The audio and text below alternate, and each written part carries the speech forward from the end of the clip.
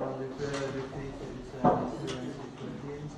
Venez, Esprit Saint, remplissez le cœur de vos fidèles et allumez en eux le feu de votre amour. Envoyez votre Esprit, Seigneur, à cette heure rénovation nouvelle. Prions Dieu qui avait daigné envoyer votre Esprit sur ce monde, donnez-nous par ce même Esprit de comprendre et d'aimer ce qui est bien, de jouir sans cesse ces divines consolations par le même Jésus-Christ notre Seigneur. Je vous salue Marie, pleine de grâce, le Seigneur est avec vous, vous êtes bénie entre toutes les femmes, et Jésus, le fruit de vos entrailles, est béni. Sainte Marie, Mère de Dieu, priez pour nous pauvres pécheurs, maintenant et à l'heure de notre mort. Nos saints anges gardiens, Veillez sur nous, Saint Pédis, priez pour nous, Saint Thomas d'Aquin, priez pour nous, Saint Viviane, priez pour nous. Père, du Fils et du Saint-Esprit.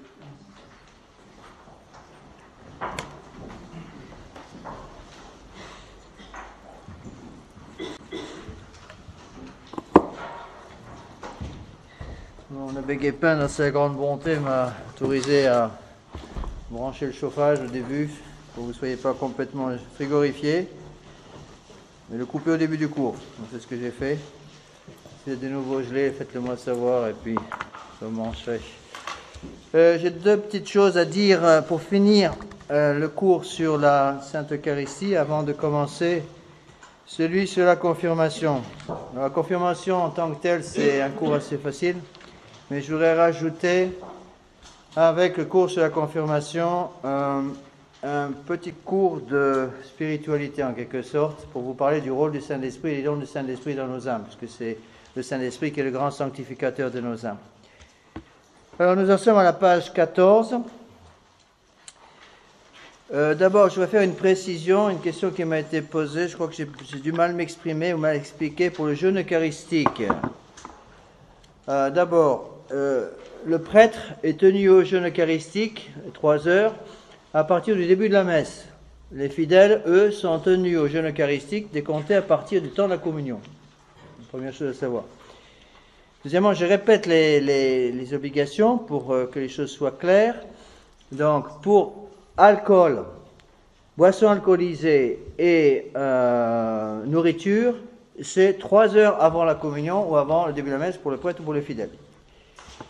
Pour l'eau, l'eau ne rompt pas le jeûne, c'est-à-dire même si vous buvez un verre d'eau juste avant la messe, il n'y a pas de violation du jeûne eucharistique. Pour un liquide autre que de l'eau, par exemple du café et du jus d'orange, c'est 1 heure avant la messe ou avant la communion. Pour le prêtre, 1 heure avant la messe. Pour vous, 1 heure avant la communion. Voilà.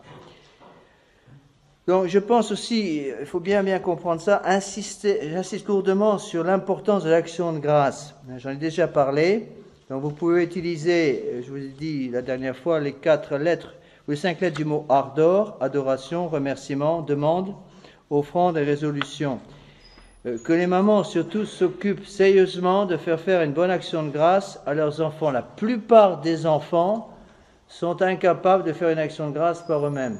Ils vont se distraire au bout de 30 secondes. Vous allez me dire, monsieur l'abbé, Saint-Dominique Savio, il arrivait à le faire très bien, puis il y a les grands saints qui étaient des enfants qui l'ont fait très bien. Bon, très bien, si vos enfants sont tous des saints canonisables, très bien, Deo gratias, mais dans la pratique, je me permets de vous dire que ça ne se passe pas comme ça.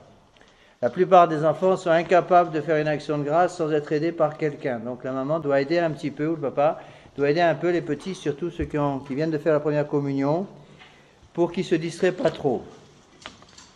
Alors, vous pouvez utiliser les 5 lettres du mot ardor, ou vous pouvez aussi utiliser, en mettant ça sur des termes simples pour les enfants, les 4 fins de la messe. J'ai déjà expliqué ça, la fin propitiatoire, eucharistique, impétratoire et l'atretique. D'autres choses me semblent aussi très importantes, c'est-à-dire donner, j'en ai déjà un peu parlé, mais je voudrais insister là-dessus pour terminer, donner à vos enfants la compréhension de l'importance de la messe. Bon, pour qu'un enfant puisse comprendre l'importance de la Sainte Messe, il y a des détails qui sont plus importants que vous ne croyez. Par exemple, d'être à l'heure pour la messe. Bon, je sais bien, il y a beaucoup de gens qui sont en retard parce qu'ils ne trouvent pas de place pour se garer. Je ne parle pas de ça. C'est vraiment, ici, c'est un problème. Mais je dirais, de façon normale, faites tout votre possible pour être à l'heure pour la messe. Pour que, au moins, l'enfant se rende compte, les parents veulent être à l'heure pour la messe, donc c'est quelque chose d'important. Bon. Je vous ai déjà parlé du costume du dimanche. l'importance pour les jeunes filles de mettre un voile avant même de rentrer dans la chapelle. Ce sont tous ces petits exemples, ces petites choses qui aident les enfants à comprendre l'importance de la messe. C'est quelque chose que vous devez transmettre. Contrairement à ce qu'on pourrait croire, l'amour de la messe, c'est pas quelque chose d'inné, c'est pas quelque chose d'infus. Le bon Dieu peut vraiment, s'il le veut, bien sûr, il pourrait infuser cette grâce. Mais d'ordinaire, c'est quelque chose de transmis. Ça veut dire quoi? Ça veut dire que ce sont les parents qui vont transmettre à leurs enfants l'amour de la messe. Bon, bien que le bon Dieu, la plupart du temps, y mettre du sien par des grâces infuses. Mais la grâce détruit pas la nature. La grande règle de saint Thomas. La grâce détruit pas la nature, donc attention d'aider vos enfants à comprendre donc l'importance de l'action de grâce, l'importance de la messe, l'importance de la tenue à la chapelle, par exemple. Je vous l'ai déjà dit, je vais donner les petits détails la dernière fois, je crois. Donc que tout le monde, même si vous êtes un peu à l'avance, par exemple pour la messe, commencez toujours par une position à genoux au début pour adorer notre Seigneur. Sauf bien sûr des personnes qui, pour des raisons d'ordre physique, ne peuvent pas se mettre à genoux. Pour que l'enfant voie. Une chose qui m'avait beaucoup frappé, vous la connaissez sans doute, cette histoire, c'est dans la vie de Sainte Thérèse de l'Enfant Jésus.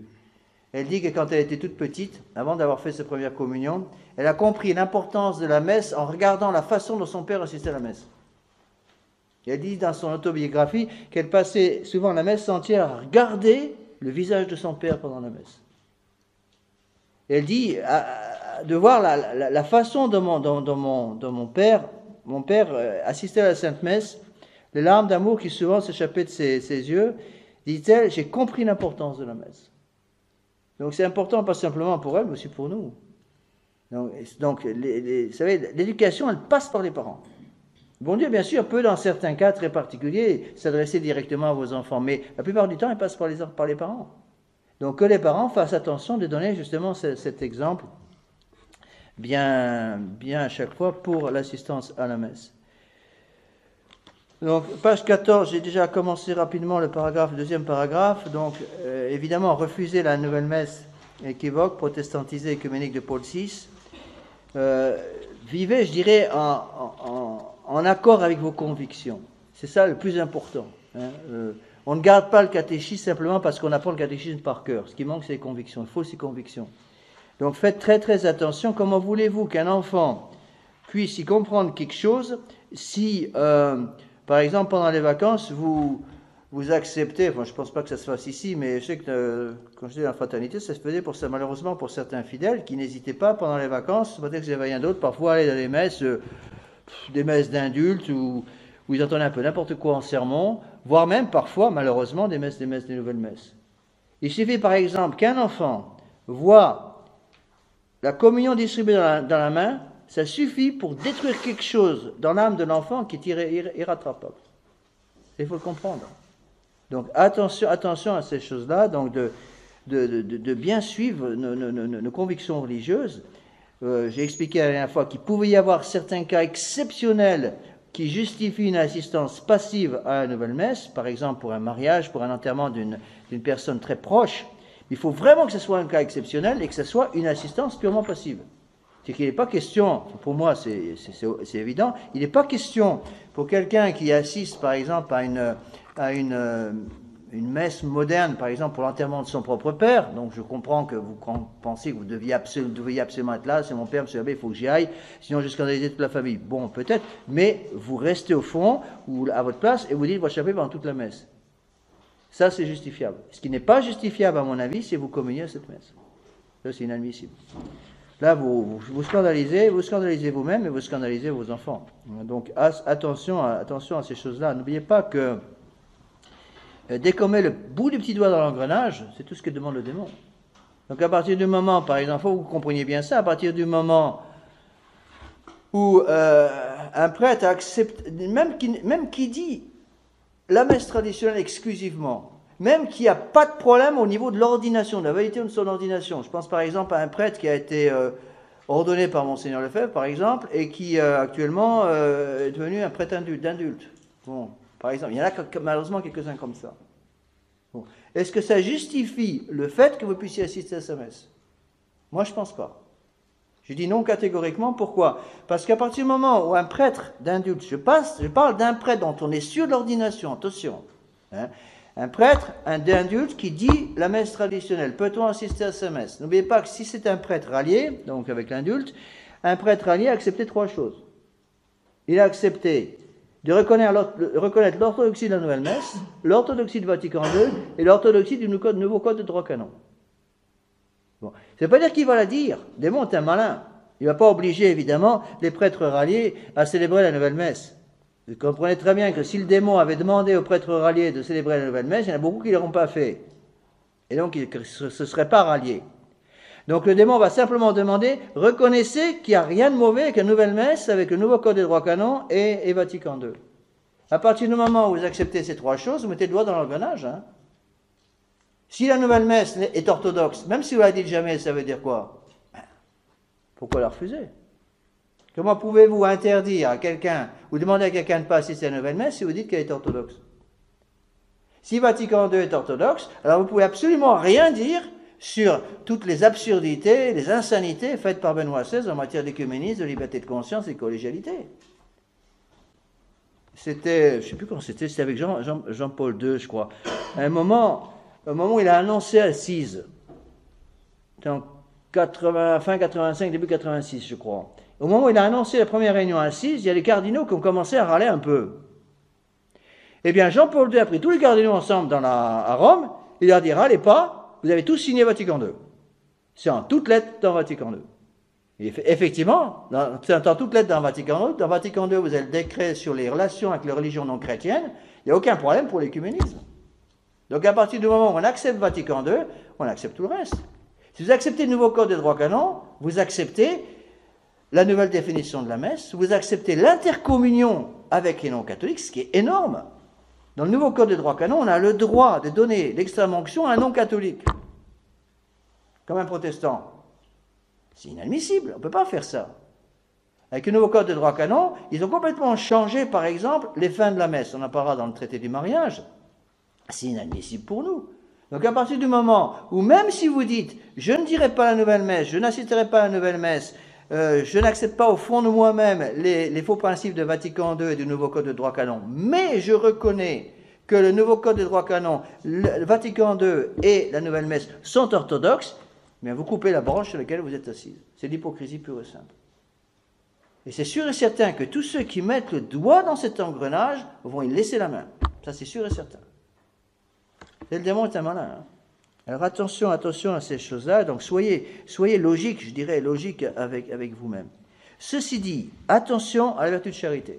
J'en ai déjà un peu parlé la dernière fois. Attention à la vertu de charité, surtout avec les gens qui viennent ici pour la première fois. Une des choses que j'avais remarqué très souvent quand j'étais dans la fraternité Saint-Pédis, et que j'entends encore aujourd'hui, c'est le manque de charité, justement, qui existait dans beaucoup de chapelles de la fraternité, et une espèce d'esprit mondain, un manque de charité qui était grave dans les conséquences. Bon, n'oubliez pas que, bon, j'espère qu'il y en a moins ici, je pense qu'il y en a moins, mais attention à ça. Surtout avec les gens qui viennent pour la première fois, par exemple. Les gens qui viennent pour la première fois, vous les prenez là où ils sont et vous les montez. D'accord ?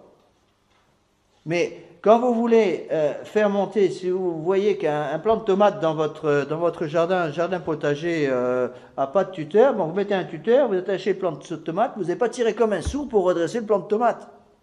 Si vous tirez comme un sourd sur le plant de tomate, qu'est-ce qui va se passer? Vous allez le déraciner. Alors évidemment, vous pourrez toujours l'attacher sur votre tuteur, mais si les racines ne sont pas dans la terre, ça sert à quoi? À rien du tout. Donc je vous ai donné l'exemple des gens qui viennent ici pour la première fois, par exemple, sans voile, une dame sans voile sur le sommet du crâne, sur les cheveux, disent rien la première fois. Attendez, en général, ça se passe tout seul. Ou des gens qui, par exemple, qui viennent ici pour la première fois à la messe, ça arrive, on en a. Qui de temps en temps vont venir ici, ils viennent ici pour la première fois. On ne va pas demander de connaître toute la catéchisme du Concile de Trente par cœur à des gens qui viennent ici pour la première fois. Pratiquer la charité. Bon, c'est très important, par exemple, vous sortez après la messe, vous constatez qu'il y a une personne qui vient pour la première fois. Ne laissez pas dans son coin. Vous allez pour lui parler. Ah, mais monsieur l'abbé, vous comprenez, elle va à nouvelle messe. Évidemment, elle va à nouvelle messe. Mais elle n'a encore rien compris. Est-ce que vous croyez que de ne pas lui parler, ça va ranger les choses? Qu'est-ce qu'on fait? Il faut lui parler. Vous lui parlez depuis du bon temps. Madame, on est content, c'est la première fois que vous venez? Ben oui, c'est la première fois. Ah ben on est bien content de vous avoir ici. Ah bon. Mais je ne connais pas, mais ne vous inquiétez pas, tout va rentrer dans l'ordre petit à petit, vous allez comprendre petit à petit. Et puis vous savez, les prêtres sont disponibles pour vous confesser quand vous voulez, et puis il y a le catéchisme pour adultes, et puis je ne sais pas quoi. Et petit à petit, vous aidez les gens. On prend les gens là où ils sont, on s'abaisse jusqu'à eux, s'il faut, et puis on essaie de les monter. Mais si vous leur criez dessus parce qu'ils viennent ici pour la première fois, qu'ils n'ont pas une mantille sur la tête, vous cassez tout. Et puis c'est tout. Regardez notre Seigneur. Regardez notre Seigneur avec Sainte Marie-Madeleine. Hein? Sainte Marie-Madeleine, lorsqu'elle vient alors qu'il est en train de manger chez Simon le pharisien, elle vient lui répandre du parfum sur sa tête, sur ses pieds. Eh bien, notre Seigneur Jésus-Christ n'a pas dit, dis donc, votre dernière confession, c'était quand? Donc j'ai entendu dire, il paraît que vous aviez un drôle de boulot. Il n'a rien dit du tout. Il a dit qu'une seule chose, qu'est-ce qu'il lui a dit? Il n'a pas demandé une longue liste de tous ses péchés. Allez en paix, vos péchés sont pardonnés. C'est tout. Donc, attention à cette vertu de charité qui est très importante. Souvent, on pense que parce qu'on est ferme, il faut être dur avec les gens. Non, la fermeté, ce n'est pas la dureté, attention. Deux choses différentes. Et c'est comme, une comparaison, on peut vous aider à comprendre, quand vous exposez quelque chose dans une vitrine, que vous voulez vendre, ben vous arrangez que votre vitrine présente bien. D'accord ? Alors, qu'est-ce que vous allez faire? Vous allez mettre une jolie vitrine avec des fleurs, avec des belles couleurs qui attirent un peu les gens. Les gens vont s'arrêter devant la vitrine, vont voir la jolie vitrine et vont être tentés de rentrer dans le magasin pour acheter ce que vous vendez. Mais si vous dites, oh, ça c'est du libéralisme, moi je veux directement la chose à vendre, je veux rien savoir, donc je mets rien. J'attire pas les gens avec des choses comme ça, et puis c'est le bon Dieu qui enverra les gens. Attention, la grâce ne détruit pas la nature. Moi je le vois tous les jours, je dis mon bravia dans le jardin des plantes. Alors, ça n'arrête pas. Aujourd'hui, j'ai encore été pas agressé, mais 2 fois, on m'a adressé la parole. Ça ne donne pas grand-chose. Mais quand je commence à voir les habitués, eh ben, je vois le changement au niveau des gens. Je dis rien. Je suis en soutane et je dis mon bravia. C'est tout. Et je marche dans une allée. Voilà. Alors, au début, il y a des gens, les habitués, qui sont tous les jours à la même heure au jardin des plantes et moi aussi. Donc, on se rencontre. Première fois, bonjour. Pendant 1 mois, j'ai droit à ça. Bon. Au bout d'1 mois, j'ai droit. Je dis tiens, petit changement. Bon, bonjour. Et puis au bout d'1 mois et demi, 2 mois, bonjour. Bon, monsieur. C'est mieux. Elle m'a dit bonjour. Il m'a dit bonjour. Bon, au bout de 2 mois, bonjour monsieur. Ah. Au bout de 2 mois et demi ou 3 mois, c'est bonjour prêtre. Petit progrès. Bon. Au bout de 4 mois, ça sera bonjour mon père. Et puis petit à petit, et puis la 5e fois, ou au bout de 5 mois, cette personne va m'arrêter. C'est quoi ce machin que vous lisez là? Alors j'explique ce que c'est le bréviaire. J'explique ce que c'est que le bréviaire. Bon, c'est tout ce que je peux faire. Eh bien, on y va doucement. La fois suivante, il dit, mais vous avez une paroisse par là? Ben oui, on a une paroisse au 88 rue d'Allonville, là. Bon, et puis ils ne vont pas venir tout de suite. Je le prends par la peau du cou, non, il faut venir à la messe. Dis donc, vous êtes allé à la messe dimanche dernier. Attention, la messe c'est obligatoire tous les dimanches. Ça fait combien de temps vous n'êtes pas confessé? Mais je vais les perdre. Dis rien. Laissez le bon Dieu, avec sa grâce, travailler sur les âmes. C'est bon Dieu qui convertit, c'est pas nous. Attends, ça ne veut pas dire qu'il faut, par libéralisme, mettre le faux et le vrai sur un même plan d'égalité. Bien sûr que non. Mais pratiquer la charité pour attirer les gens. En ce moment, par exemple, bon, avec tout ce qui se passe, vous êtes au courant en tant que moi, dans la fraternité, avec les histoires du préambule doctrinal, etc., beaucoup de gens sont très troublés avec ce qui se passe dans la fraternité. Des gens qui vont habituellement dans la fraternité. Il y en a qui commencent à venir un peu chez nous maintenant. On sent très bien qu'il y en a qui sont tentés de venir. S'il y a quelqu'un qui vient, Dieu gracias. Mais ne sautez pas dessus en disant, dis donc, il faut arrêter de aller à la messe à la fraternité. Allez-y doucement. Et le bon Dieu, par sa grâce, après, travaille sur les âmes. D'accord ? Je ne sais pas que ce n'est pas du libéralisme de dire tout ça. Là, j'ai mis sur la page 14, j'ai mis cette très belle citation qui est très connue Il y en a deux. Non, une citation de Monseigneur Lefebvre, donc de septembre 79, elle est très belle. Nous devons commencer une croisade soutenue par le saint sacrifice de la messe, par le sang de notre Seigneur Jésus-Christ, par ce roc invincible, par cette source inépuisable de grâce qu'est la messe. Une croisade fondée sur les notions d'immutabilité, de sacrifice, dans le but de recréer la catholicité, de rétablir la civilisation catholique telle que l'Église la désire, telle qu'elle l'a toujours fait avec les mêmes principes, le même sacrifice de la messe. Nous devons recréer la civilisation catholique. Et c'est à vous, mes bien chers frères, à vous qui êtes le sel de la terre et la lumière du monde, que notre Seigneur Jésus-Christ s'adresse en vous disant « Ne perdez pas le fruit de mon sang, n'abandonnez pas mon calvaire, n'abandonnez pas mon sacrifice. » Et c'est vraiment une croisade qu'il faut faire. Il faut que les gens, je dirais, quand ils vous voient assister à la messe, quand ils rentrent ici pour la première fois, il faut qu'ils puissent se dire les choses sont différentes. Il faut qu'ils puissent le dire. Et plusieurs personnes me l'ont déjà dit. Ils ont dit, quand on rentre ici, des gens qui ne sont pas habitués ici, ils ont dit, quand on rentre ici, on sent que c'est un peu différent. Bon. On sent que c'est différent. Il faut que des gens, par exemple, qui viennent de la fraternité stabiliste, qui viennent assister à une messe ici, puissent voir tout de suite la différence. Alors, quand je suis arrivé ici, c'était au mois de mai, je suis même venu juste avant la fin avril, je crois. Je suis venu pour la première fois pour visiter l'abbé Guépin, quand il m'a proposé de venir, d'abord venir le voir. Première chose que j'ai vérifiée, c'est, je me suis mis au fond, première messe, et j'ai regardé quels étaient les gens qui restaient faire un peu d'action de grâce après la messe. Parce que j'étais habitué dans la fraternité à voir personne, à peu de choses près. Et j'ai vu la moitié de la chapelle ou un tiers de la chapelle qui restait pour faire une action de grâce après la messe. Je me dis, tiens, ça c'est un bon signe. Mais je vous assure, ça m'a fait déjà une très bonne impression dès le départ. Bon, puis après, j'ai parlé avec l'abbé Guépin, puis finalement, il m'a demandé de venir ici. Je suis bien content d'être venu. Mais attention, encore une fois, à cette vertu de charité. Dogme de foi, la Sainte Eucharistie. Donc, ça je passe très vite parce que ce n'est qu'un résumé en quelque sorte du cours que je vous ai donné. Là, je suis le livre du Père Hôte.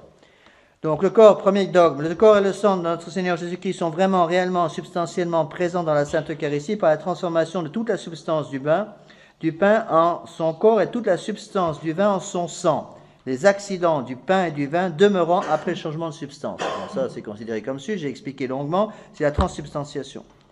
Le corps et le sang du Christ ensemble, sans S, hein, faute d'orthographe à corriger. Le corps et le sang du Christ ensemble avec son âme et sa divinité, c'est-à-dire le Christ tout entier est présent dans la Sainte Eucharistie sous chacune des deux espèces et en ses parties quand elles sont divisées. C'est-à-dire que vous communiez avec une grande hostie, que vous communiez avec un quart d'hostie, il y a exactement la même substance divine. De la même façon, je vous l'ai déjà dit, que vous preniez un petit bout de pain ou un gros bout de pain, c'est toujours du pain. La substance ne change pas.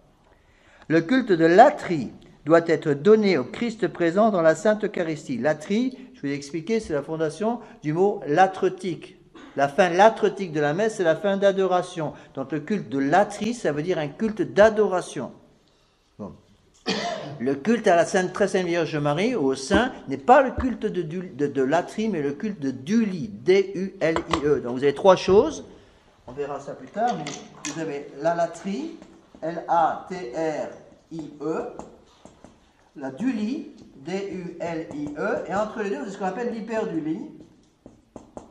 L'hyperdulie, c'est la dévotion à la Très Sainte Vierge Marie. Comme elle est au-dessus de tous les saints, à cause du fait qu'elle est mère de Dieu, l'Église utilise un terme un peu spécial, l'hyperdulie. C'est le culte que nous devons à la Très Sainte Vierge Marie, mais qui n'est pas le culte de latrie. Le culte de latrie, c'est l'adoration. Le culte de Dulie, c'est la vénération. Faire attention.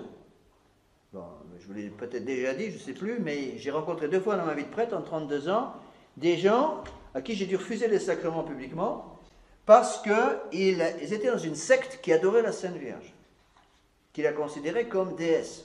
C'était vraiment à ce point-là. J'ai rencontré un aux États-Unis et un en France. Bon. Et ils appartenaient à une secte qu'on appelle, je crois en France, les quadernites, qui considère qu'il y a 4 personnes dans la Sainte Trinité. Le Père, le Fils, le Saint-Esprit et la Sainte Vierge.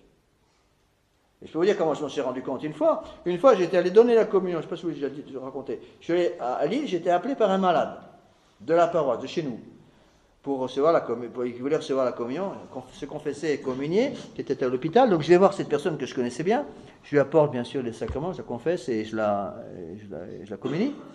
Et puis après, je reste un petit peu avec cette personne, après je pars, et à la sortie de l'hôpital, une infirmière que je connaissais vaguement de vue m'aborde et me dit, monsieur l'abbé, il y a un monsieur à côté là qui souhaiterait voir un prêtre, vous pouvez le voir. Alors je dis, mais oui, bien sûr, donc j'y vais. Et j'y vais, comme c'est une personne que je ne connaissais pas, et qui me demande, monsieur l'abbé, est-ce que je peux recevoir la communion? Bon, moi je ne donne pas la communion comme ça à des gens que je ne connais pas. Donc j'ai commencé à lui poser un certain nombre de questions pour savoir à qui j'avais affaire. Et la première question que j'ai posée, c'est « Êtes-vous catholique ?» Et il m'a répondu « Oui, plus que vous. » Alors j'ai demandé « Mais pourquoi ?» Et il m'a dit « Parce que vous croyez à 3 personnes à la Sainte Trinité, moi je crois en 4. Je crois à 4 personnes à la Sainte Trinité. » Alors oui, j'ai cru qu'il blaguait, mais pas du tout, il était très sérieux. J'ai posé un peu plus de questions, il m'a dit « Oui, monsieur l'abbé, je crois le Père, le Fils, le Saint-Esprit et la Sainte Vierge. » Mais attendez, vous voulez dire que la Sainte Vierge est mère de Dieu? Oui, elle est mère de Dieu. Bon, tant mieux, Deo gratias. Mais elle est Dieu aussi, c'est une déesse. Ouh là là, j'ai ramassé toutes mes affaires. Je n'ai pas sorti le Saint-Sacrement encore, j'ai toujours sur moi. J'ai ramassé toutes mes affaires dans une petite mallette, et puis je suis reparti. J'ai refusé de donner les sacrements. Vous voyez, ça c'est ce qu'on appelle la divinisation de la Sainte Vierge Marie. Bon. Alors, les saints pères de l'Église disent que la très sainte Vierge Marie touche à la divinité. Mais elle n'est pas Dieu, attention. Alors faire attention avec certains termes qui sont utilisés entre autres par Saint Louis-Marie Grignon de Montfort. Saint Louis-Marie Grignon de Montfort, dans ses livres sur la Sainte Vierge, il en a écrit beaucoup, vous le savez, il parle de la Divine Marie. Alors actuellement en France, dans le français moderne, c'est un autre sens que dans le français de son époque, attention. Lui, quand il parle de la Divine Marie, il parle de la Vierge Marie, Mère de Dieu. Et actuellement, c'est un terme qu'on ne pourrait plus utiliser, parce qu'actuellement, dans le français moderne, Divine Marie, c'est un autre sens. C'est-à-dire la divinité de la Sainte Vierge. Elle n'est pas divine. D'accord? Numéro 4. Pour les enfants avant l'âge de raison, dogme de foi, la réception de la Sainte Eucharistie n'est pas nécessaire au salut. Pourquoi? Parce que on peut aller au ciel sans la Sainte Communion. Surtout pour un enfant qui n'a pas encore l'âge de raison. Il a besoin du baptême. Ce sacrement peut être reçu par toute personne. Viateur, un viateur, c'est quelqu'un qui est dans in via, c'est-à-dire qui est vivante. Bon. En état de grâce, même de jeunes enfants. Bon. Le pouvoir de consécration ne réside que dans un prêtre validement ordonné. 6. La Sainte Messe est vraiment proprement un sacrifice pendant lequel le sacrifice du Christ sur la croix est rendu présent et sa mémoire célébrée et son pouvoir de salut appliqué aux âmes. Numéro 7. Dans le sacrifice de la croix et celui de la messe, le don sacrificiel et le premier prêtre sacrificateur sont identiques. Seule la nature et le mode d'offrande étant différents. J'ai déjà expliqué ça, j'y reviens pas. Donc n'oubliez pas la différence essentielle. La messe, un sacrifice non sanglant. Le sacrifice du calvaire est un sacrifice sanglant. Donc le sacrifice est possible pour au calvaire parce que notre Seigneur Jésus-Christ a une séparation physique sanglante entre son corps et son sang. Cette séparation n'est plus possible pendant la Sainte Messe parce que notre Seigneur a maintenant un corps glorieux. Donc il faut une séparation entre le corps et le sang par l'intermédiaire de la double consécration, ce qu'on appelle une séparation sacramentelle. J'ai déjà expliqué tout ça, je n'y reviens pas. Numéro 8, le sacrifice de la messe n'est pas seulement un sacrifice de louange et d'action de grâce, mais aussi un sacrifice d'expiation et d'impétration. Le mot expiation, c'est un synonyme du mot propitiatoire. N'oubliez pas que les protestants nient catégoriquement la fin propitiatoire de la messe. Donc c'est surtout sur cela qu'il faut insister. Quand vous voulez savoir où sont les points importants à défendre dans la foi catholique, allez voir les points qui sont niés par les protestants ou les modernistes, c'est pareil. Et vous savez immédiatement où sont les points importants. Donc, vous voyez très bien que, par exemple, les modernistes nient ou se moquent du péché originel, de la virginité perpétuelle de la très sainte Vierge Marie, du sacrifice de la messe en tant que tel, du péché originel, etc. Et du Christ roi, du règne social de notre Seigneur Jésus-Christ. Donc, en voyant les points qui sont laissés sous la table, si vous voulez, ou des points qui ne sont pas acceptés par les modernistes, vous savez où sont les points importants à protéger et à défendre. Bon, nous passons maintenant, page 15, au sacrement de la confirmation. Alors, c'est un sacrement évidemment très important aussi, qu'il faut surtout défendre actuellement, puisque vous savez que beaucoup de gens, surtout les modernistes, disent que ce sacrement n'est pas nécessaire parce que on a déjà reçu le Saint-Esprit au baptême. Alors il est vrai qu'on a déjà reçu le Saint-Esprit au baptême. Bon, pour ceux qui n'ont pas la feuille, il y a des feuilles encore là. Hein. Donc, définition du sacrement, j'en ai donné une, la page 15, qui vient, je crois, je ne sais plus, je l'ai pris dans le catéchisme du Concile de Trente ou dans le catéchisme de Saint-Pédis, un des deux. Sacrement qui donne le Saint-Esprit. Il y a une définition plus complète, que je peux vous donner là, qui vient de Zubizarreta. Zubizarreta, c'est l'évêque qui était évêque du Cuba, au début du première moitié du XXe siècle. Il a fait un manuel de théologie dogmatique qui est absolument remarquable, qui est certainement un des meilleurs manuels de théologie dogmatique qu'on peut utiliser pour nous prêtres. C'est un manuel pour prêtres. D'ailleurs, il n'existe même pas, à ma connaissance, en tout cas en français, il n'existe qu'en latin. Peut-être en espagnol aussi. Donc c'est un manuel pour prêtres, mais très thomiste, c'est vraiment excellent. Voilà la définition qu'il donne. Signe sensible institué par notre Seigneur Jésus-Christ, par lequel un baptisé reçoit d'un ministre légitime par la chrismation à l'imposition des mains, sous la forme prescrite, un renforcement de la grâce sanctifiante et la marque de soldat du Christ. Bon, c'est une très belle définition en théorie, dans la pratique ça ne vaut rien parce que c'est beaucoup trop compliqué. Si vous apprenez une définition comme ça, et qu'un enfant de 12 ans me répète « C'est un signe sensible institué par notre Seigneur Jésus-Christ, par lequel un baptisé reçoit d'un ministre légitime par la sacrismation à l'imposition des mains, sous la forme prescrite, un renforcement de la grâce sanctifiante et la marque de soldat du Christ. » Bon, on dit très bien, ça veut dire quoi ça? Et souvent l'enfant est incapable de m'expliquer quoi que ce soit. Mais moi je préfère, peut-être vous scandalisez, je préfère un enfant qui me dit la confirmation, monsieur l'abbé, c'est quand je reçois le Saint-Esprit que me donne l'évêque par la petite barre qu'il me donne, et puis l'imposition du Saint-Crème sur le front. Il a compris. C'est peut-être pas très bien dit, mais il a compris. Alors, attention, je ne suis pas contre le par cœur, hein, mais n'utilisez pas le par cœur avec l'enfant avant qu'il ait compris la définition. Sinon, vous allez rendre le catéchisme odieux. Ça, j'insiste là-dessus. Surtout pour une définition un peu compliquée, il faut qu'il ait compris ce qu'il dit. Après, vous pouvez lui apprendre la définition par cœur. Par exemple, la définition de la messe. Bon, renouvellement non sanglant au sacrifice de la croix. Très bien. Mais c'est incompréhensible par un enfant de 10 ans. Sauf si vous lui expliquez chacun des termes.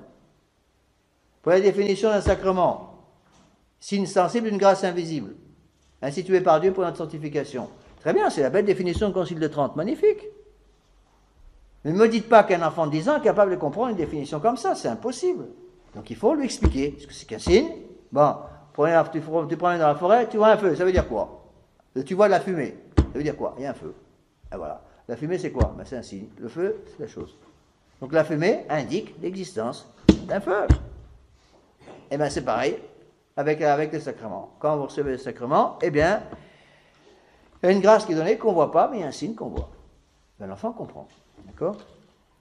Donc, sacrement qui donne le Saint-Esprit.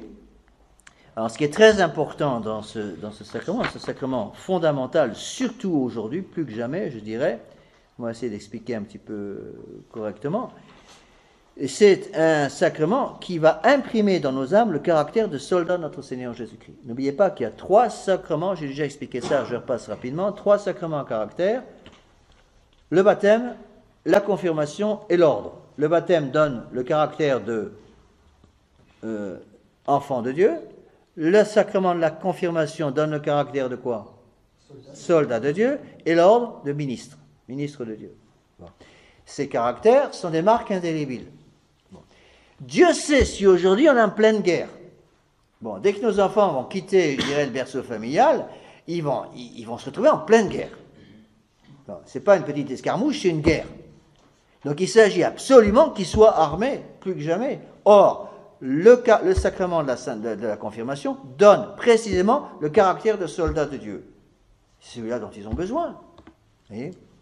Donc attention à ça, de comprendre l'importance du sacrement de confirmation et surtout du don de force.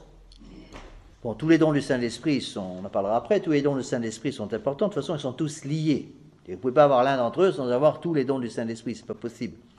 C'est comme les doigts d'une même main, si vous voulez. Mais Dieu sait si on a besoin aujourd'hui du sacrement de confirmation pour témoigner de notre foi catholique, nous battre dans le règne, pour le règne social de notre Seigneur Jésus-Christ. Et de plus en plus, le bon Dieu va nous demander l'héroïsme. Il ne faut pas se faire d'illusions. Donc c'est un sacrement extrêmement important aujourd'hui surtout. Donc il donne précisément ce caractère de soldat de notre Seigneur. Donc il imprime dans nos âmes le caractère de soldat de notre Seigneur Jésus-Christ et nous rend parfaits catholiques en nous confirmant dans la foi, en perfectionnant les autres vertus et les dons reçus par le baptême, le tout par l'effusion des 7 dons du Saint-Esprit. Donc le sacrement de confirmation est un sacrement qui va perfectionner les grâces du baptême. On reçoit déjà au baptême le Saint-Esprit. Le jour de votre baptême, vous avez reçu les dons du Saint-Esprit. Le sacrement de confirmation, si vous voulez, va augmenter en quelque sorte cette intensité des dons du Saint-Esprit. On peut comparer ainsi, si vous voulez, le sacrement de confirmation est au baptême ce que l'épiscopat est au sacerdoce. Bon. Un évêque, c'est un prêtre, d'accord? Il a le sacerdoce. Comme le prêtre. Le prêtre est prêtre. Il a son caractère sacerdotal. L'évêque a aussi son caractère sacerdotal. Est-ce qu'il y a un caractère épiscopal? Non. Pas de caractère épiscopal. Mais l'épiscopat donne une perfection du sacrement de l'ordre. Il n'y a pas 8 sacrements, il y en a 7. D'accord? Donc il n'y a pas un sacrement propre pour les évêques. Mais en quelque sorte, lorsque quelqu'un est ordonné prêtre, c'est le cas pour moi, eh bien, le prêtre n'a pas tous les pouvoirs. Le prêtre ne peut pas donner, par exemple, le sacrement de l'ordre. Bon. Il pourrait, dans certains cas, on verra ça après, avec une dispense spéciale donnée par le pape lui-même, dans certains cas donner la confirmation, mais il ne peut jamais donner l'ordre, c'est pas possible. Et donc, l'épiscopat, en quelque sorte, c'est le perfectionnement, on peut utiliser même le même mot, la confirmation de ce qui est reçu par le sacrement de l'ordre. Alors, donc, l'épiscopat donne la confirmation de ce qui est, le perfectionnement de ce qui est reçu par le sacrement de l'ordre, comme la confirmation donne le perfectionnement de ce qui est reçu par le sacrement de baptême. Et ça, c'est important de comprendre, parce que vous avez des évêques modernes qui vous racontent la bouche en cœur que le sacrement de confirmation ne sert strictement à rien, puisque il a déjà été reçu, le sacrement, le Saint-Esprit a déjà été reçu au baptême. Vous avez même des évêques maintenant, de plus en plus d'évêques modernes, qui refusent de donner la confirmation. Donc, il confirme dans la foi, il perfectionne les autres vertus et les dons reçus par le baptême, par l'effusion des dons du Saint-Esprit. On peut prendre une comparaison un peu moderne, si vous voulez, mais qui vous aidera, j'espère, à comprendre. Si vous voulez, c'est comme une braise qui brûle sous la cendre. La braise est là, elle a été donnée par le baptême. D'accord? Bon, mais le baptême donne des grâces, mais qu'on peut considérer d'un certain côté comme un peu passive, c'est-à-dire que l'enfant, n'ayant pas encore l'âge de raison, va utiliser ces grâces du baptême de façon passive. D'accord? Comment est-ce que je veux dire? C'est qu'il ne sait pas encore ce qu'est la charité. En fait, il est en état de charité, mais il ne sait pas encore. Donc, c'est un travail passif de la grâce sur l'âme de l'enfant. Par la confirmation, on va sauter d'un travail passif à un travail actif de la grâce. C'est-à-dire, en quelque sorte, par la confirmation, le bon Dieu va prendre un soufflet et va souffler sur les braises pour faire sauter les cendres mortes et au contraire renforcer en quelque sorte les cendres qui, avec ce coup de soufflet, vont de nouveau brûler et de nouveau nous donner leur chaleur et leur lumière. C'est un peu le but du sacrement de confirmation. Donc ce sacrement est extrêmement important aujourd'hui. Strictement parlant, le sacrement de confirmation est un sacrement, ça c'est très important à comprendre, qui va donner la force de témoigner publiquement sa foi catholique. Et qu'est-ce que c'est que le témoin? Qu'est-ce qu'il peut me dire le mot synonyme du mot témoin? Le mot martyr. Le martyr, c'est un témoin. Donc le témoignage de la foi catholique en soi, c'est le martyr. Rassurez-vous, le bon Dieu peut peut-être pas vous le demander. Mais si vous voulez, ce que fait le sacrement de confirmation, c'est de nous donner ce don de force, les dons du Saint-Esprit, qui vont nous rendre capables de témoigner publiquement de la foi catholique, jusqu'au martyre si c'est nécessaire. Un enfant qui n'a pas l'usage de raison ne peut pas faire ça. Pourquoi? Un bébé de 3 mois dans son berceau, est en état de grâce. Vous pouvez faire la génuflexion devant votre bébé, à la maison. Faire la génuflexion devant votre bébé, strictement parlant, parce que le bébé est en état de grâce. Mais il est incapable de témoigner sa foi. Le bon Dieu ne va pas lui demander de témoigner sa foi. Pourquoi? Il n'y a pas l'usage de raison encore. Donc, pour pouvoir témoigner notre foi publiquement dans le monde moderne, on a besoin, en quelque sorte, d'un coup de fouet, d'un coup de feu sur les grâces du baptême, qui s'appelle le sacrement de confirmation. D'accord? Et c'est la raison pour laquelle les pères de l'Église expliquent que ce sacrement de confirmation donne à ceux qui l'ont reçu un degré de gloire supplémentaire au paradis. C'est-à-dire, une âme confirmée a un double caractère, donc le caractère du sacrement de baptême et le caractère du sacrement de confirmation, et donc a donc un degré de gloire spécial au paradis. C'est la raison pour laquelle, bien que le sacrement de confirmation soit en principe un sacrement qu'on ne peut recevoir qu'à l'âge de raison, on a cependant le droit de donner le sacrement de confirmation à un enfant mourant. Un enfant mourant qui n'a pas le baptême, bien sûr, mais qui n'a pas l'âge de raison, un enfant de 6 mois, par exemple, en train de mourir, un évêque pourrait le confirmer. Et en fait, l'Église le fait. C'est la raison pour laquelle, on verra ça plus tard, le pape Pie XII, en 1947, a donné exclusivement au curé, attention, au curé, un privilège de pouvoir confirmer précisément dans ces cas-là. Il y a 3 conditions, c'est danger de mort par le curé seulement, il ne peut pas déléguer, et sur son propre territoire. Mais donc, c'est l'esprit de l'Église. Donc, un enfant de 3 mois qui est en train de mourir, imaginez un enfant de 3 mois qui a un problème congénital, et le médecin vous dit, votre enfant ne peut pas vivre, c'est pas possible. Ou même un enfant nouveau-né, il est baptisé immédiatement, et le médecin vous dit, écoutez, je suis désolé, mais votre enfant a une malformation congénitale, il ne peut pas vivre. Il va peut-être vivre 1 semaine, mais pas plus. Il peut être confirmé. Il peut être confirmé à condition, bien sûr, d'avoir un évêque catholique qui vous donne le sacrement catholique de confirmation. Donc, dans ce cas-là, avant, un curé pouvait donner la confirmation. C'était enseigné par le pape Pie XII, c'est un décret de 1947. On verra ça plus tard. Donc, voilà le texte des Actes des Apôtres. Alors, les modernistes disent qu'il n'y a rien dans les évangiles concernant le sacrement de confirmation. Mais attention, dans l'évangile, il est dit expressément à la fin de l'évangile selon saint Jean qu'il y a des tas de choses qui ne sont justement pas écrites dans l'évangile. Et que s'il fallait écrire tout ce que notre Seigneur Jésus-Christ avait fait, le monde ne pourrait pas contenir tous les livres nécessaires pour expliquer tout ce qu'il a fait. Alors, le texte, il est dans les Actes, les Apôtres, page 15. Restés à Jérusalem, à la nouvelle que la Samarie avait reçu la parole de Dieu, ils dépêchèrent Pierre et Jean, qui, dès leur arrivée, prièrent pour qu'ils reçussent l'Esprit Saint. Alors les 2 apôtres leur imposèrent les mains et ils reçurent le Saint-Esprit. Vous voyez, on voit très bien l'imposition des mains. La matière du sacrement de pénitence, du sacrement de confirmation, on va voir ça après. La matière du sacrement de confirmation, c'est ce qu'on appelle la chrismation. La chrismation, c'est l'action par laquelle l'évêque, une double action si vous voulez, d'une part l'imposition des mains de l'évêque sur la tête du confirmé, et en même temps, la chrismation veut dire l'ondoiement, avec le pouce trempé dans le Saint-Crème, de la tête de la personne qui reçoit, du front de la personne qui reçoit le sacrement de confirmation. On va expliquer tout ça. Donc, ce qu'il faut d'abord comprendre, c'est que donc, je répète, le sacrement de confirmation est un sacrement qui va compléter, qui va perfectionner, qui va, c'est une redondance, mais confirmer ce qui a déjà été reçu au baptême. D'accord ?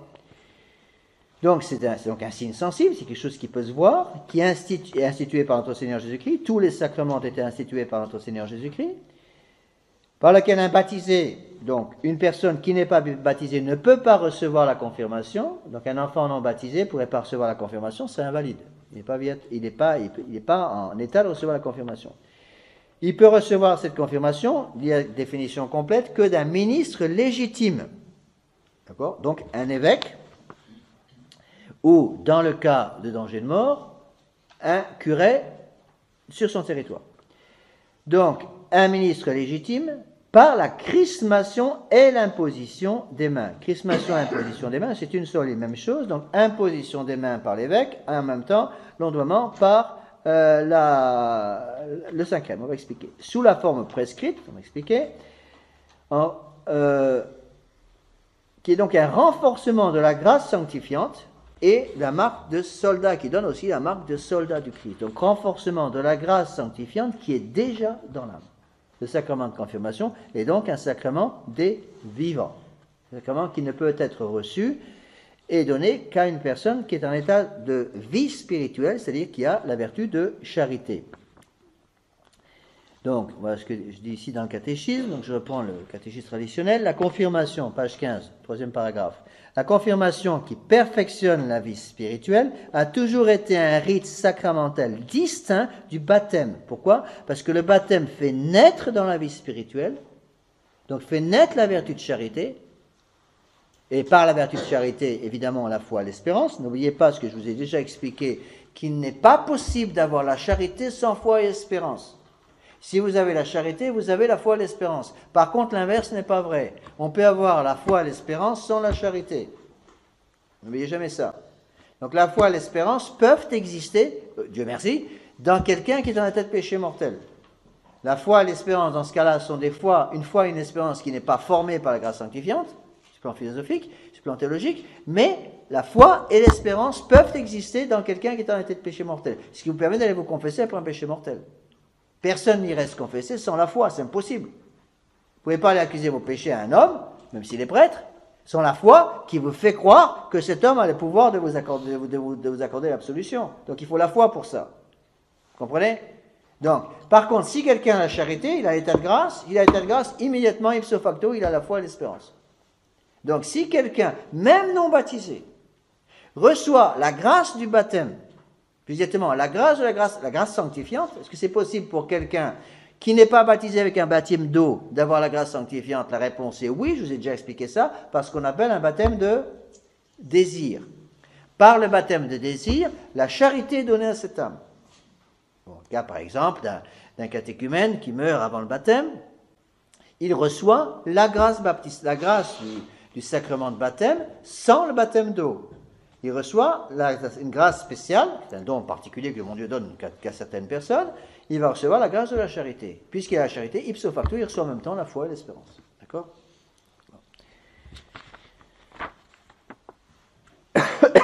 Donc, la chose qu'il faut bien comprendre, c'est que donc la confirmation va augmenter une grâce sanctifiante qui existe déjà dans une âme. Le baptême donne l'initiation à la grâce sanctifiante, c'est-à-dire donne le début de la grâce sanctifiante dans une âme. Donc deux choses totalement différentes, qui se complètent. Donc, le sacrement de confirmation n'est pas nécessaire au salut, mais contribue à sa perfection. On ne peut pas avoir la perfection de la vie spirituelle sans le sacrement de la confirmation. C'est la raison pour laquelle ce sacrement donne une grâce spéciale.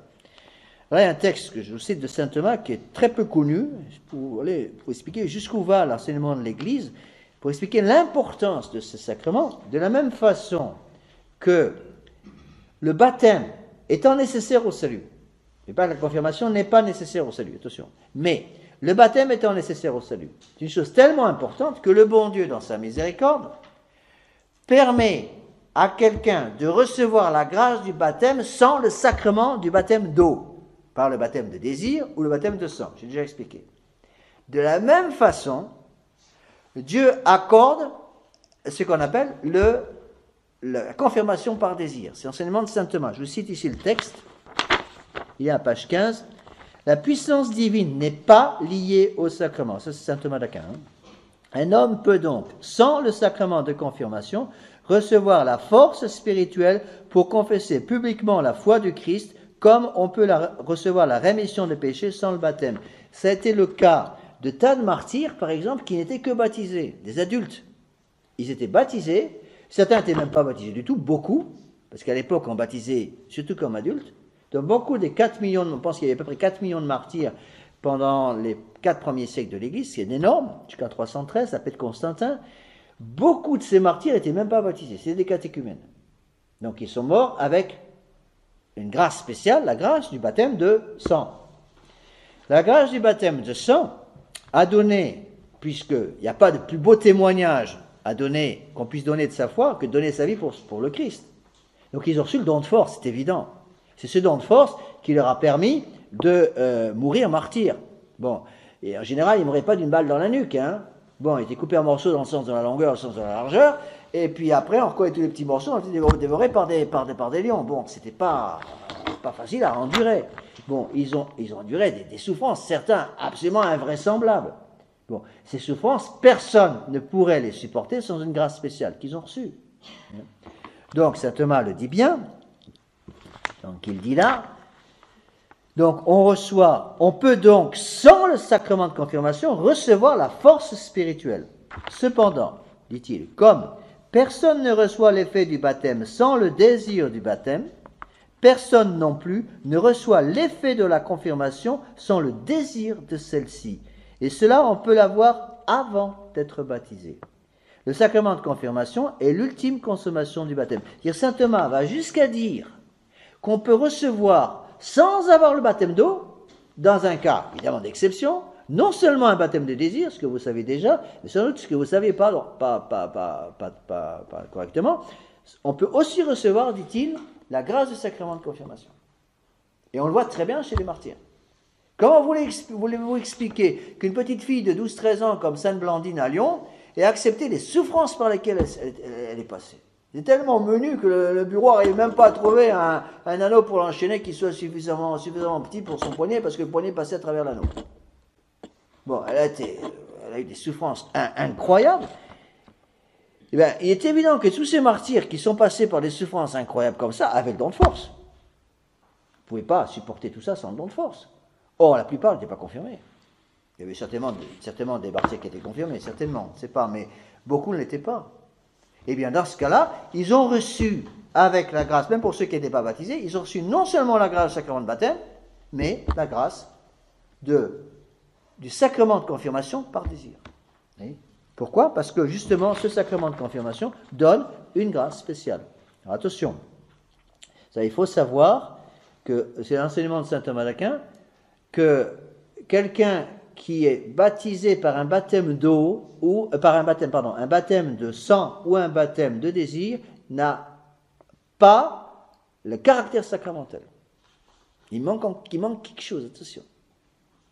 Il est membre de l'Église, mais il n'a pas le caractère sacramental, je vous l'ai déjà dit, je crois ça dans l'étude sur le baptême, le caractère sacramentel n'est donné que par le baptême d'eau, pas par le baptême de désir, le baptême de sang. Bon.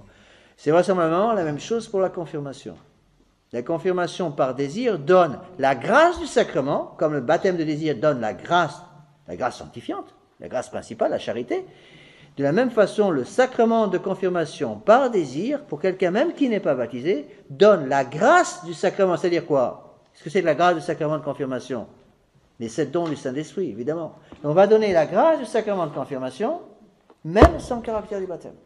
Mais ne donnera pas, dans ce cas-là, le caractère de la confirmation.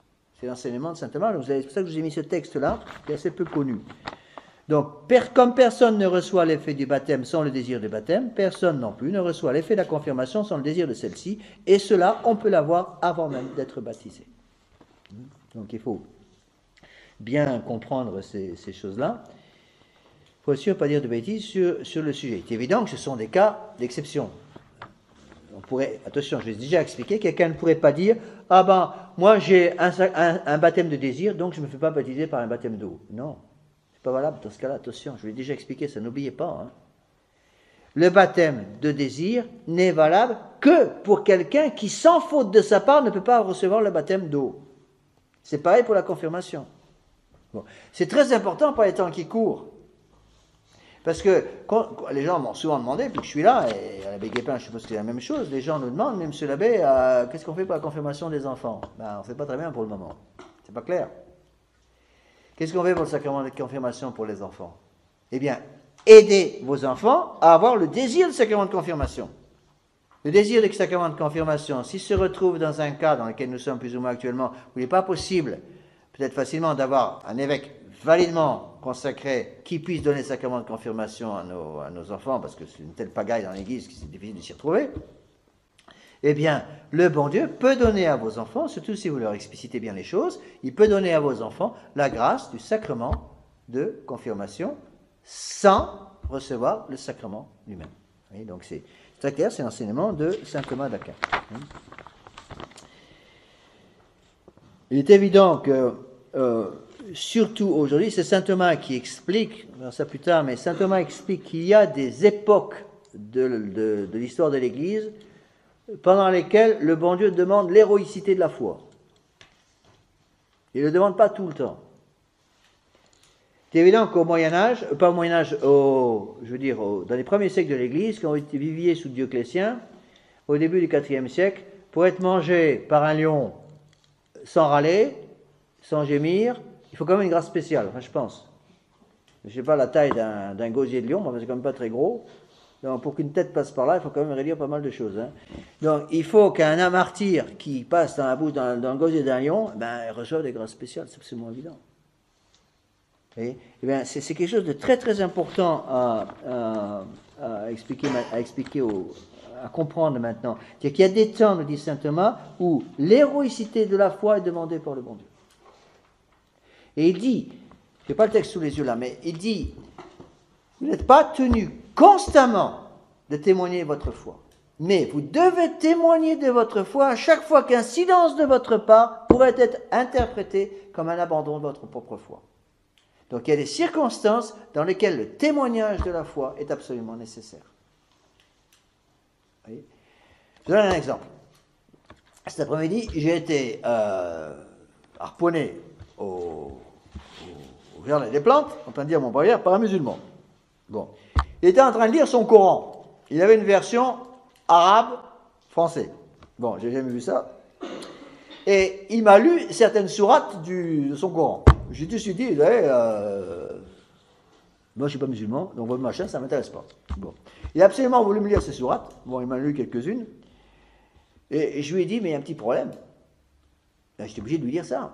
Je lui ai dit, il y a un petit problème. C'est qu'il n'y a qu'un seul Dieu. Il m'a dit, vous avez raison, il n'y en a qu'un. Il dit, oui, mais c'est pas le vôtre, c'est le mien. Bon, il m'a dit qu'il n'était pas d'accord. Bon. J'ai arrêté la discussion là, parce que j'avais le cours de catéchisme à donner, je ne voulais pas être martyr tout de suite. Mais il y a des fois où le bon Dieu nous demande de dire quelque chose. J'étais obligé de lui dire quelque chose, sinon je ne pouvais pas lui laisser croire que, par mon silence, que le Dieu des musulmans et le Dieu des catholiques, c'était le même. Même si Benoît XVI pense le contraire. D'accord ?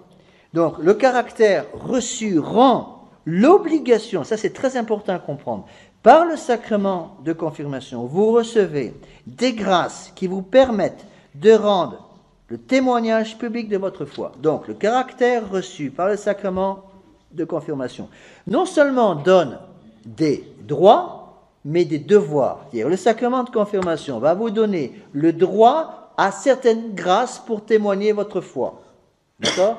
Mais le sacrement de confirmation va aussi vous donner des devoirs de témoigner publiquement votre foi quand c'est nécessaire, surtout dans les cas où un silence de votre part pourrait être interprété comme une apostasie. Le caractère reçu rend donc l'obligation de témoigner publiquement sa foi, au moins quand l'absence de ce témoignage pourrait être interprétée comme une apostasie. Et il me semble, je pense que vous serez d'accord avec moi, qu'on est justement dans une période de l'histoire de l'Église qui correspond à ce que vient de dire saint Thomas. C'est-à-dire, on est dans une période de l'Église où la confession publique de notre foi est absolument impérative. Donc je dirais, pour nous prêtres, la soutane est encore plus importante aujourd'hui qu'elle était au Moyen-Âge. Parce que, justement, le nombre de gens qui sont interpellés, comme on dit modernement, de façon moderne, interpellés par la soutane, c'est incroyable. Encore une fois, au Jardin des Plantes, j'ai encore rencontré plein de gens au Jardin des Plantes aujourd'hui, c'est très intéressant. Au Jardin des Plantes, au milieu de mes matines, là, il y a quelqu'un qui m'a encore interpellé, une dame que je n'avais jamais vue, me dit « Ah, mon père, ça fait plaisir de voir quelqu'un en soutane. » Bon, je dis « Oui, il y a une chapelle là, à 98 rue d'Annonville, ou 88, vous pouvez venir. » Bon. En général, ça s'arrête là. Hein. Oui, monsieur l'abbé, on est vraiment très content de savoir que vous allez à Soudan, c'est très bien. Vous savez, il y a une chapelle ici, on dit MS traditionnel. Oui, oui, oui, oui, vous pouvez peut-être venir. Oh, écoutez, vous comprenez, j'ai quelque chose à faire maintenant. Puis, hop, de fil. En général, c'est comme ça que ça se passe. Alors, ici, on doit rentrer un peu dans les détails. Ce sera assez rapide pour la confirmation. Donc, la matière. Quelle est la matière du sacrement de confirmation? Donc, je vous ai dit, la matière du sacrement de confirmation, strictement parlant, c'est ce qu'on appelle la chrismation. La chrismation, c'est la chrismation jointe à l'imposition des mains de l'évêque. Il est discuté par les théologiens de savoir si cette imposition est nécessaire pour la validité. L'imposition des mains est nécessaire pour la validité, mais c'est sûr et certain que c'est nécessaire pour la licéité. J'ai déjà expliqué tout ça. Donc, la matière, outre l'imposition des mains de l'évêque, est l'onction faite sur le front du baptisé avec le Saint-Crème, mélange d'huile d'olive et de baume consacré par l'évêque le jeudi saint. Donc il y a beaucoup de conditions. Donc l'imposition des mains et l'onction à la fois. En fait, c'est une triple onction. Donc l'évêque va mettre la main sur le front de l'enfant et va, en prononçant la forme du sacrement, je vous marque du signe de la croix et vous confirme avec le crème du salut, au nom du Père et du Fils et du Saint-Esprit. Donc il donne, il faut que je vérifie, mais je pense qu'il y a une triple onction. Il y a un triple signe de croix, sûr, mais je crois bien qu'il y a aussi une triple onction. Ça, je ne suis pas sûr, il faut que je vérifie. Donc, il donne, non, je crois qu'il y a, je m'excuse, je pense qu'il y a une simple onction et 3 bénédictions. Je crois que c'est ça. Je suis pratiquement sûr. Vous ne vous rappelez pas, l'abbé? Je crois que c'est une onction et 3 bénédictions. C'est-à-dire qu'il fait une onction, au moment où il dit, je vous marque du signe de la croix, et vous confirme avec le crème du salut au nom du Père, et du Fils et du Saint-Esprit. Donc, il donne une seule onction, je reprends ce que j'ai dit, je crois que c'est une onction et une triple bénédiction. Je crois qu'il n'y a qu'une onction. Donc, ce que j'ai dit une bêtise en disant qu'il y avait 3 onctions. Donc, une onction, donc il doit y avoir un contact. Les théologiens pensent que si c'était fait par le moyen d'un instrument, ce serait invalide, vraisemblablement. Donc, il faut qu'il y ait un contact direct entre le pouce de l'évêque. Donc, la première chose que fait l'évêque, avant de donner la confirmation aux enfants, il va enlever ses gants. Je leur enlever au moins ses gants, pour avoir un contact direct entre le pouce, qui est imprégné de Saint-Crème, et le front de l'enfant, donc directement. D'accord? Alors, le Saint-Crème est donc une des 3 huiles, 3 saintes huiles, préparées par l'évêque le jour du jeudi saint. Donc, c'est une des plus belles cérémonies de l'Église. Je crois que pendant mon temps, au séminaire, la plus belle cérémonie que j'ai vue, c'est la bénédiction des Saint-Crème, la bénédiction des Saintes Huiles. C'est extraordinaire. Cérémonie assez rare, il y a peu de gens qui l'ont vue, parce qu'évidemment, il n'y a pratiquement que dans nos séminaires, quand j'étais à la fraternité, dans les séminaires qu'on le fait, c'est pas quelque chose qu'on voit tous les jours. La plupart d'entre vous, je pense, n'ont peut-être jamais vu une bénédiction des Saintes Huiles. C'est une bénédiction magnifique, parce que le pontife, l'évêque, est entouré, alors je ne me rappelle plus, je n'ai pas le temps de vérifier, je crois que c'est 7 diacres, 7 sous-diacres et 12 prêtres, quelque chose comme ça. Je ne suis pas sûr du nombre, mais au moins 7, si ce n'est pas 12.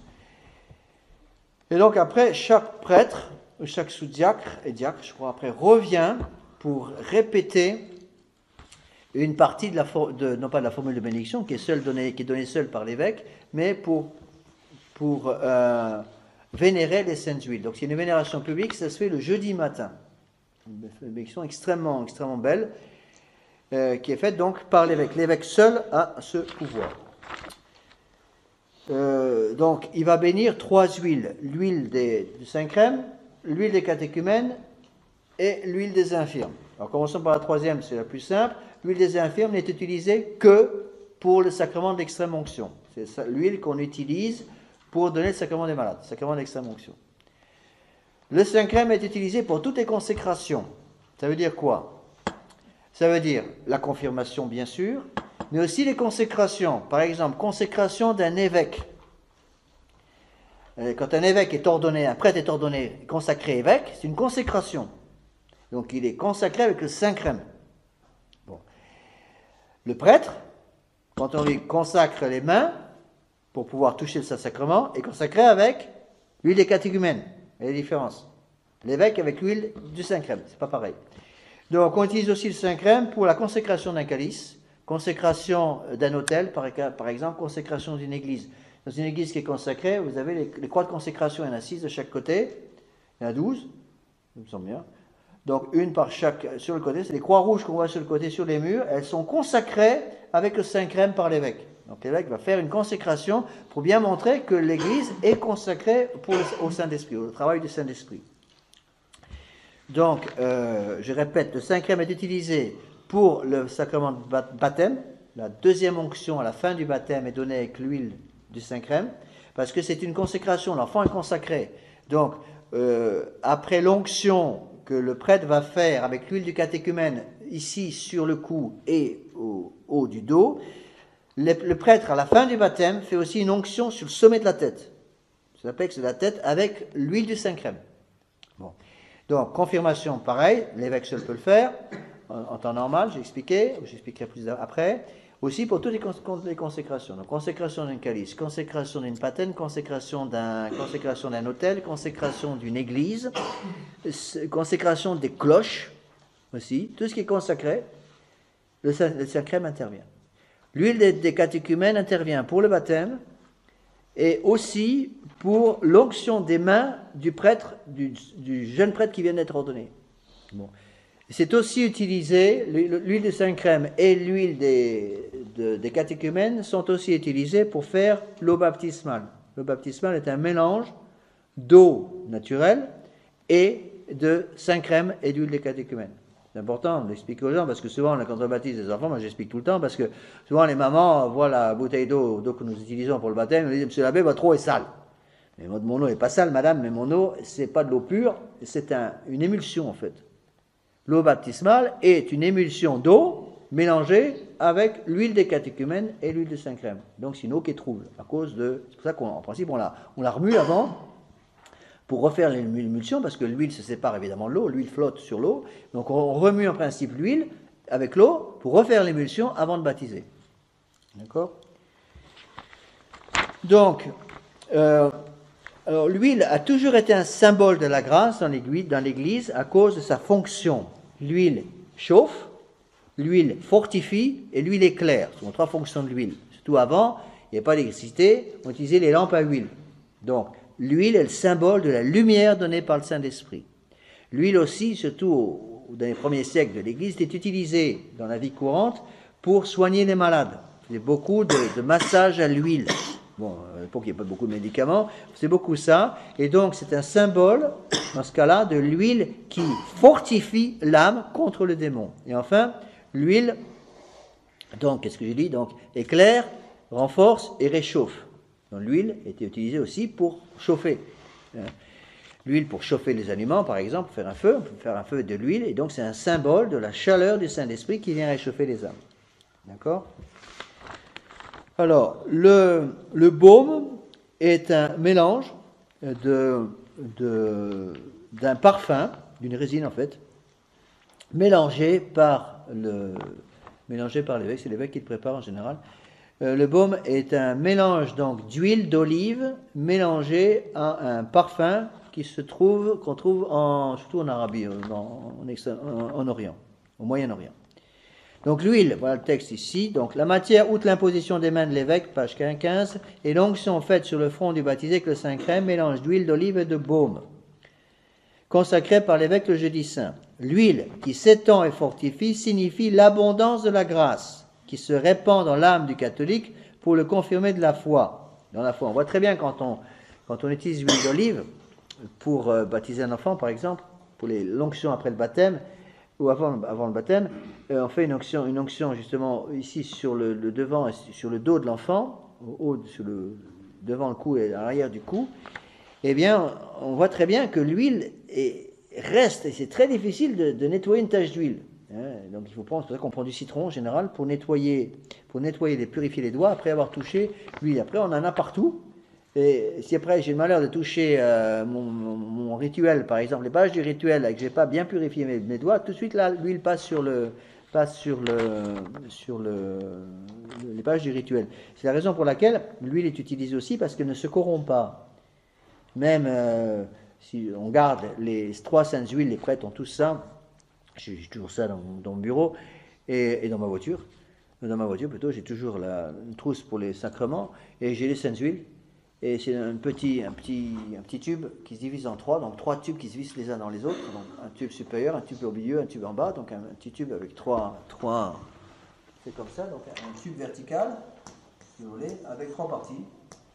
Donc il y a 5 crèmes, il y a l'huile des catéchumènes, donc en général c'est marqué OS, et l'huile des infirmes OI.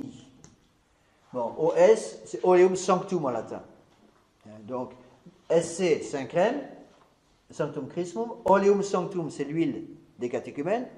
Et Oleum Infirmorum, l'huile des infirmes. Alors, on utilise donc un mélange d'huile d'olive, attention, l'huile d'olive est nécessaire. Alors, il est très discuté, encore une fois, bien malin ceux qui peuvent répondre à cette question.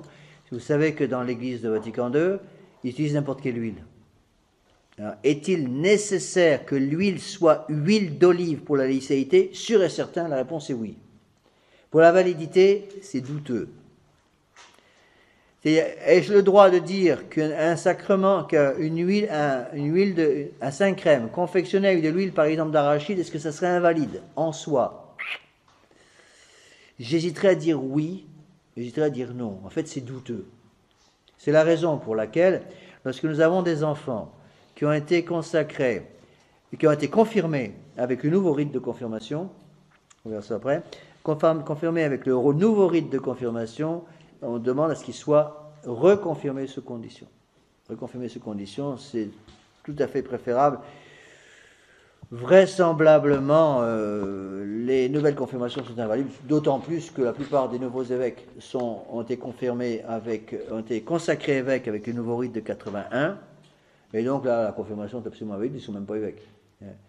Mais supposons un évêque qui aurait été consacré sous Pie XII, donc avant 1900... attendez, le changement, c'est pas 80, qu'est-ce que je raconte? Il faut que je vérifie mes dates. 68, pardon, c'est pas 80, 68, c'est ça.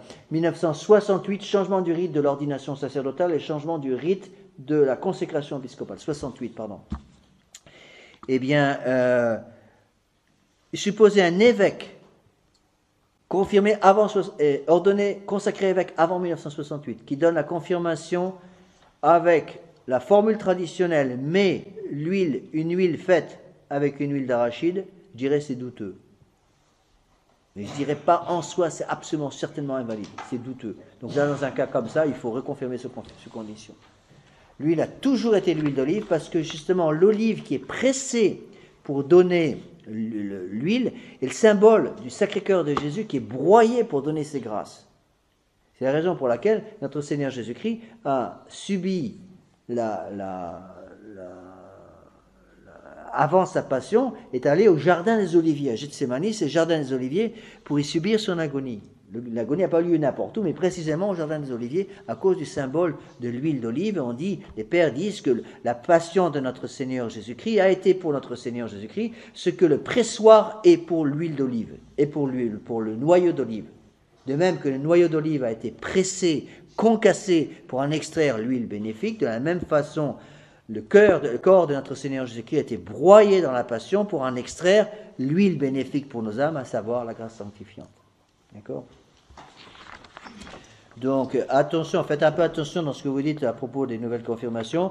Donc, si je me base exclusivement au niveau, je ne parle pas là, volontairement, pas tout mélanger, de la validité des nouvelles consécrations de prêtres et d'évêques, je parle de la confirmation seule. Confirmation faite avec le nouveau rite, c'est certainement douteux, au minimum. Et si l'huile est utilisée est une huile qui n'est pas l'huile d'olive, c'est douteux, même si le rite est le rite traditionnel. On ne change pas des choses qui ont 20 siècles d'âge sans ouvrir une boîte de Pandore. Ça, c'est sûr et certain. Alors, j'ai pas le temps, j'ai oublié de vérifier ça. Je vérifie la date du nouveau rite de confirmation. Je pense que c'est 71. 1968, nouveau rite d'ordination sacerdotale, nouveau rite de consécration épiscopale, 71, nouveau rite de confirmation. Donc, l'huile qui s'étend et fortifie signifie l'abondance de la grâce qui se répand dans l'âme du catholique pour le confirmer dans la foi. Le baume qui est odorant et préserve et de la corruption signifie que le catholique fortifié par cette grâce est capable de répandre la bonne odeur des vertus chrétiennes et de se préserver de la corruption des vices. Quand je donne un cours de catéchisme sur la confirmation aux petits, aux enfants, pour les préparer à la confirmation, j'amène mes saintes huiles avec moi, toujours. Et je leur montre le tube des saintes huiles et je leur fais sentir les 3 saintes huiles. Et je leur dis, dites-moi laquelle de ces 3 boîtes contient le saint crème. Ils répondent tout de suite. Ils ne peuvent pas le toucher, bien sûr. Je les mets sur leur nez pour leur faire sentir les 3 huiles. Et l'enfant tout de suite me dit, ça c'est le saint crème. Et effectivement, le saint crème a une odeur très pugnace, de parfum, que n'ont pas les autres huiles. Parce que l'huile des catéchumènes et l'huile des infirmes est une huile d'olive, mais qu'une bénédiction spéciale de l'évêque. Ce n'est pas une consécration, strictement parlant. C'est une bénédiction, c'est l'huile pure. Alors qu'au contraire, le saint crème est, lui, un mélange, je vous l'ai dit, d'huile d'olive et de baume, avec une consécration. C'est pour ça que dans la cérémonie des saintes huiles, la consécration de l'huile du saint crème est beaucoup plus longue que la bénédiction faite sur l'huile des infirmes et l'huile des catéchumènes. Alors c'est magnifique parce que, donc, en général, l'évêque, j'ai vu Monseigneur Lefebvre le faire plusieurs fois, consacre vraiment une grande jarre d'huile, parce qu'après l'huile va être répartie partout dans le monde entier pour les confirmations, surtout quand il était seul évêque au début. Eh bien, après la consécration du saint crème, si je me rappelle correctement, donc Monseigneur va s'éloigner, l'évêque va s'éloigner, au fond de l'église, va revenir en faisant 3 génuflexions, si mes souvenirs sont exacts, et 3 fois il va chanter Sanctum Chrismum, le saint crème. Chaque fois sur un ton un peu plus haut. Je ne me rappelle plus s'il y a une génuflexion, mais il y a au moins le chant, ça c'est sûr. Je me demande s'il n'y a pas une génuflexion, je ne me rappelle plus. Mais il y a au moins le chant 3 fois de suite pour honorer le saint crème. Et ensuite, tous les prêtres assistants qui sont dans la cérémonie vont faire la même chose. Donc ils ne participent pas à la consécration. La consécration est faite par l'évêque seul. Mais les prêtres assistants vont venir aussi et 3 fois de suite vont chanter sur 3 tons, en élevant le ton à chaque fois, pour vénérer les saintes huiles. C'est pour ça que les saintes huiles sont vénérées. À tel point que, en principe, on ne donne même pas les saintes huiles à des laïcs. Je me rappelle quand j'étais au prieuré de Lille, évidemment, en principe, quand on peut, pour la nuit de Pâques, on fait la bénédiction de l'eau baptismale. L'eau baptismale est bénite avec les huiles nouvelles. Donc les huiles du jeudi saint. C'était pratiquement impossible. Quand j'étais en Australie, c'est impossible. C'était beaucoup trop loin. On n'arrivait pas à avoir les huiles à temps. Bon. Mais quand j'étais à Lille, je m'obligeais toujours à avoir les huiles nouvelles. Donc justement, qui fraîchement consacrées par le pontife le jeudi saint. Eh bien, je ne pouvais même pas envoyer un laïc pour aller chercher les saintes huiles à Paris. J'étais obligé d'y aller en personne ou d'envoyer un de mes prêtres pour qu'il aille récupérer les saintes huiles à Paris. Donc il refusait de les envoyer par la poste. Avant ça se faisait plus après. Non, il faut que ce soit ou un prêtre ou un diacre. Le diacre a le pouvoir de toucher les saintes huiles, puisque le diacre a le pouvoir de baptiser un enfant. J'ai baptisé mon premier enfant, premier bébé, comme diacre. Pour la petite histoire, c'était le frère de David Larocque. Bertrand de Larocque, le frère de David Larocque qui est ici à Fraternité Saint-Pédis. J'ai baptisé son frère, je connaissais très bien la famille. J'ai baptisé son petit frère quand j'étais encore diacre. Donc le diacre peut toucher les saintes huiles. C'est pour ça qu'en principe, les saintes huiles sont conservées dans une armoire fermée à clé, ou à la sacristie, ou parfois même dans l'église même. À Brisbane, les saintes huiles étaient consacrées dans un petit coffre qui était sur le mur dans le sanctuaire. Souvent, elles peuvent être conservées aussi dans un coffre, si vous voulez, dans la sacristie. Dans la pratique, moi je les conserve toujours dans la voiture, pour les avoir tout le temps avec moi, au cas d'urgence, il y a un accident devant moi, j'ai toujours les saintes huiles avec moi. D'accord ? Donc, continuons les symboles, ça c'est le texte du catéchisme de Saint Pédis, là, que je cite.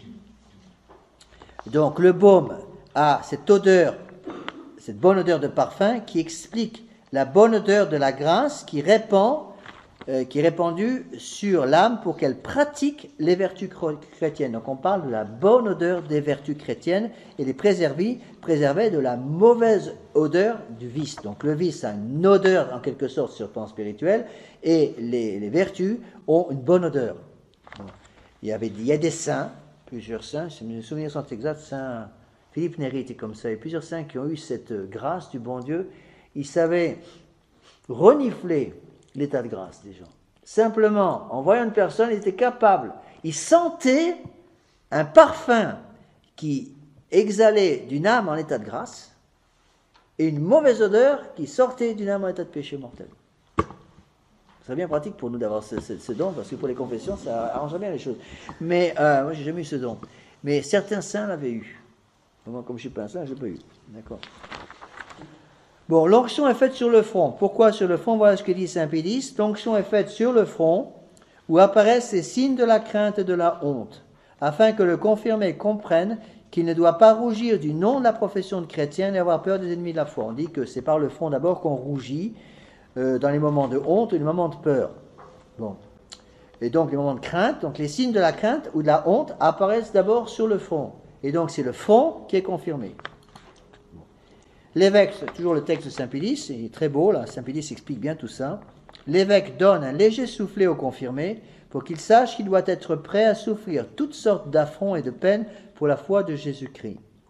Le confirmé devient donc, par le caractère reçu, un soldat de Christ, et cela lui impose l'obligation de confesser publiquement sa foi et d'engager le combat spirituel. Ça, c'est le texte de saint Pédis. Vous voyez que saint Pédis explique bien les choses.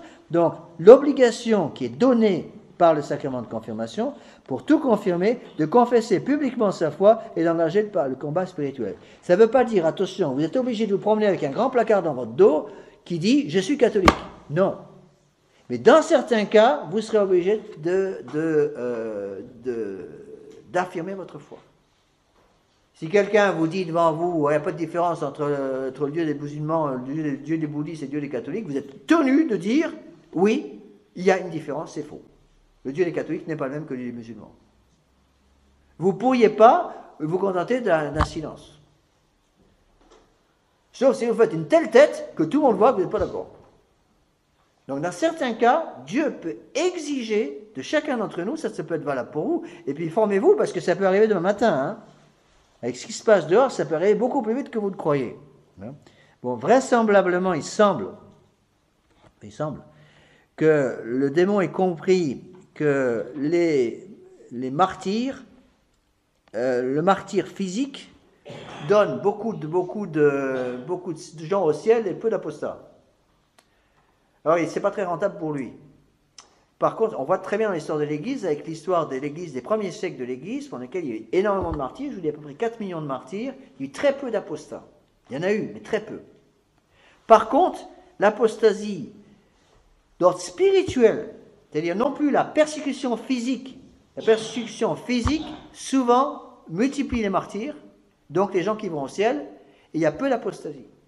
Donc ce n'est pas très rentable pour le démon. Le démon a beaucoup plus tendance aujourd'hui à utiliser une persécution psychologique, spirituelle, pour nous forcer par la contamination qui vient, si vous voulez, du monde moderne dans lequel on vit, de faire contaminer par les idées modernes pour qu'on perde la foi. Et là, il obtient beaucoup plus d'apostasie, malheureusement, que de martyrs. Martyrs de cœur. La forme, je vais finir par ça, parce qu'on arrive à l'heure. Je vous marque du signe de la croix et vous confirme avec le crème du salut, au nom du Père, du Fils et du Saint-Esprit. Alors, il faut savoir que dans l'Église grecque, la forme est différente. Et le sacrement de confirmation chez les Grecs, par les catholiques grecs, il y a des catholiques de rite grec catholique, attention. Donc pour les Grecs, il y a des orthodoxes qui ne sont pas catholiques, mais vous avez des catholiques de rite grec. Bon. Les catholiques de rite grec ont une forme différente pour le sacrement de confirmation, qui est valide. Elle est très ancienne aussi. Alors, en latin, c'est signaculum doni spiritus sancti. Donc, le signe, c'est soit signé, mais dans le sens de chrismation, par les dons du Saint-Esprit. Donc, c'est une forme qui est également reconnue par l'Église catholique, mais qui n'est pas utilisée dans l'Église latine. Chez nous, chez les latins, c'est la forme suivante. Je vous marque du signe de la croix et vous confirme avec le crème du salut au nom du Père et du Fils et du Saint-Esprit, ainsi soit-il. Voilà, donc on termine avec ça. Donc j'ai encore quelques mots à dire que je finirai la prochaine fois sur le sacrement de confirmation, puis ensuite je vous donnerai ce petit cours qui durera un cours ou deux, je pense, sur les dons du Saint-Esprit.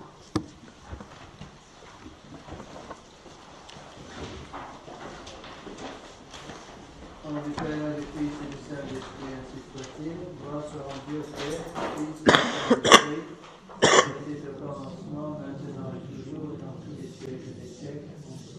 Dans Saint-Ange Gardien, au nom du Père, du Fils et du Saint-Esprit, ainsi. Un prochain cours, vendredi prochain.